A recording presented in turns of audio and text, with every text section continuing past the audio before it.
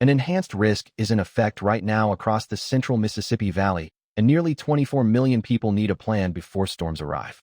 If you are anywhere from the Missouri Ozarks through central Illinois and into Indiana, you are in the crosshairs of a damaging wind and tornado threat that is already underway this morning. Doppler Online.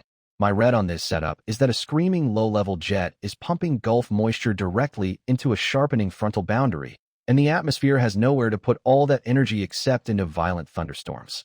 On your screen now is the GFS Model 250 millibar jet stream forecast.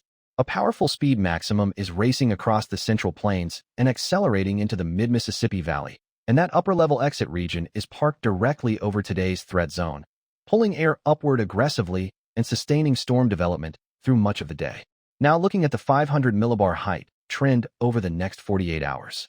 A deep trough is digging across the Rockies and ejecting into the plains, tightening the height gradient and driving the surface low eastward through Missouri and Illinois. This map shows 850 millibar winds and vorticity.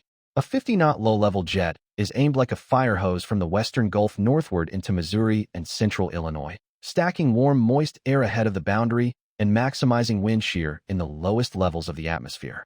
Here is the warm air advection and frontogenetical forcing map. The sharpest temperature gradient is tightening along a line from eastern Kansas through central Missouri into southern Illinois, and that is exactly where the most explosive storm development will occur. The one variable I am watching is cloud cover from morning convection. If the overnight storms currently moving through Missouri and Illinois leave too much debris cloud behind, afternoon destabilization will be delayed and the strongest storms may not fire until after dark. Now looking at the Day 1 damaging wind probability map. The 45% wind core sits squarely over the Missouri and Arkansas border region, with 30% extending through much of Missouri, southern Illinois, and western Kentucky. Significant wind hatching is present across that zone, meaning gusts above 75 miles per hour are on the table. That is enough to snap power poles, strip roofing, and turn unsecured objects into projectiles. Bring in patio furniture and trash cans before the afternoon. Here is the Day 1 hail probability map. A 30% core is centered over central Illinois and northern Missouri, with significant hail hatching overlapping that same corridor. Hail 2 inches or larger can total a vehicle in seconds and punch through standard roofing material. If you have access to a garage or covered parking, use it today. This next map shows the Day 1 tornado probability. A 10% tornado core is focused over central Indiana near the Illinois border, nested inside a 5% zone stretching from southern Illinois northeastward through central Indiana. Both the 5 and 10% zones carry significant hatching, and within the 10% core you see the elevated significant threat pattern. That is the SPC telling you this is a particularly dangerous tornado setup. Fewer than 5 times a year do they flag this level. EF 3 and EF 4 tornadoes cannot be ruled out in that corridor. Strong, long-track tornadoes that destroy well-built homes are a real possibility from southern Illinois through central Indiana this afternoon and evening. Know your shelter location right now. Lowest floor, interior room, away from windows.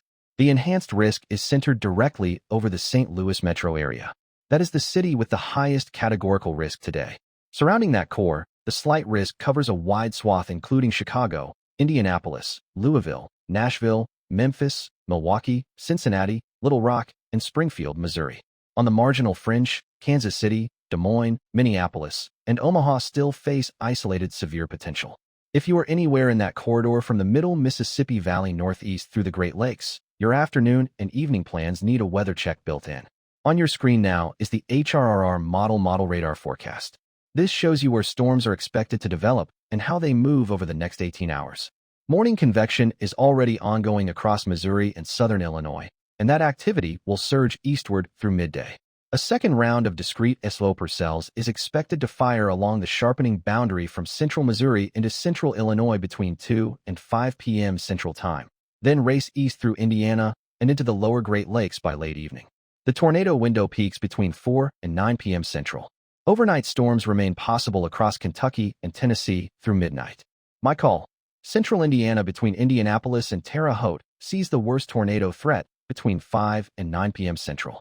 That is where the highest probabilities, the deepest shear, and the low-level jet convergence all stack together. Severe thunderstorm watches are already active this morning. The National Weather Service offices in Paducah, Topeka, Kansas City, St. Louis, and Springfield all have watches running through 10 a.m. Central. Expect those to be replaced and expanded as the day progresses. Tornado watches are likely for portions of Illinois, Missouri, and Indiana by early to mid-afternoon. When those come, treat them seriously. That is your signal to finalize your shelter plan and charge your devices. Looking ahead, Day 2 carries a slight risk shifting south and west. On your screen now is the Day 2 categorical map. The yellow slide zone covers portions of Arkansas, Tennessee, Mississippi, Alabama, Louisiana, Oklahoma, and Texas. The Day 2 tornado outlook shows a 5% area over western Arkansas and eastern Oklahoma. The Day 2 wind map highlights a 30% core across northeastern Texas to western Alabama, and the Day 2 hail outlook shows significant hatching from northeast Texas through southern Missouri and southern Illinois. This system is not done tomorrow, but the highest impact window is today. Day 3 drops to marginal across the Gulf states and the southeast as the front pushes east. Beyond that, the extended outlook through Day 8 shows no severe weather probabilities meeting threshold anywhere in the country. You will get a break by midweek. On the backside of this system, the northern Rockies and northern plains are dealing with a late April mixed precipitation event. Snow is expected from Montana through the Dakotas behind the cold front, with a sharp temperature drop into the 30s across the northern tier by tomorrow morning. If you are in that zone, it is a winter coat day in late April.